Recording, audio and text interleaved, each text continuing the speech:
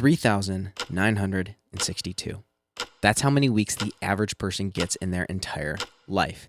And if you're in your 30s like me, then you've already spent about 1,560 of them, which means you've got only roughly 2,402 weeks left to create, to grow, and to make something that actually lasts.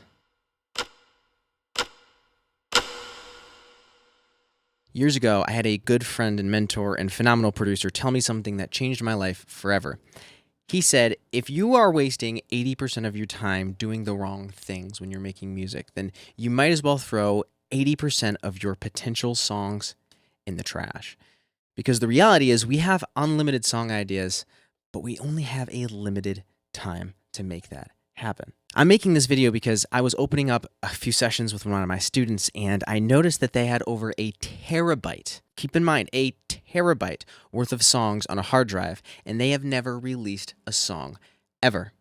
They kept going back, fixing some things, making some changes, and then they'd wait a couple months or a year or even longer and then reopen these old sessions and make some more changes. And we were working for about a month and I noticed the same pattern come up. We'd fix the issues that he was really looking forward to getting fixed, and then he'd open up a new song. And I would ask about the last song. Hey, that song we were working on last week, what about that one? Where did that one go?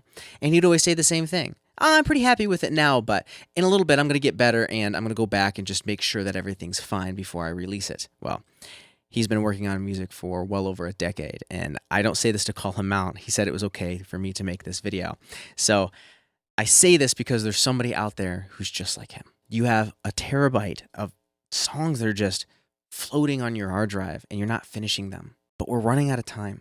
The world deserves to hear your music. And music is one of the best ways to leave a legacy. Long after we're gone, people listen to our music, even if it's just our kids, our grandkids, our great-great-great-grandchildren, or the rest of the world. A lot of art blew up after people have passed.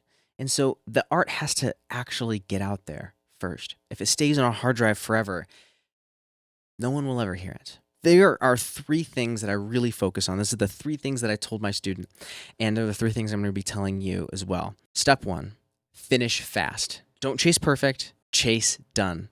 Every finished track teaches you more than 10 unfinished ones. So just start finishing stuff. Even if it's not perfect, that's okay. Just get it done. Step two is to get feedback early. Feedback is the fastest way to learn. Research literally calls it the single greatest accelerator in skill development.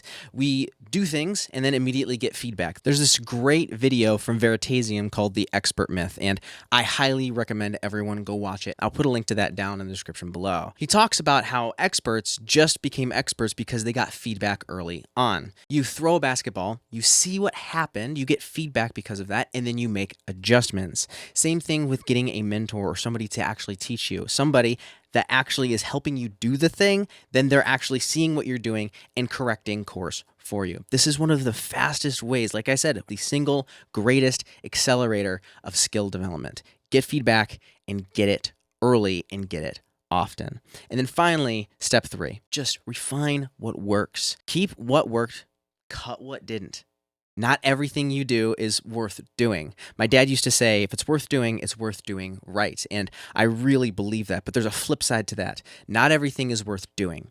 So take a look, reflect at what you did in your last song. Figure out what worked, write it down, figure out what didn't work, and cut it. If you do those three steps, it'll be unreasonable that you don't start releasing more music consistently and regularly. And the more music that you make, the better off you're going to be.